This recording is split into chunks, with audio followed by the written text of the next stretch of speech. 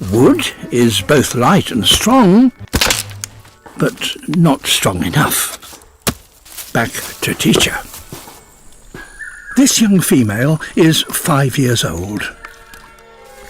Old enough to be given an important lesson.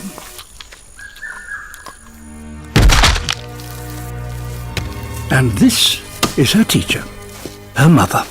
The lesson is how to crack a nut. Using tools like this is so complex that it has only been mastered by a handful of chimpanzee communities. Time to try for herself.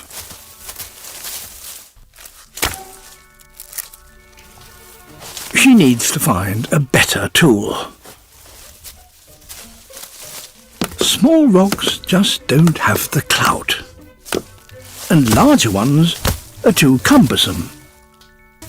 Wood is both light and strong, but not strong enough. Back to teacher. When her fingers can't reach the nut inside, she strips down a branch to size and makes herself a spoon. She'll learn to use many tools in her life, and eventually she'll share this knowledge with youngsters of her own.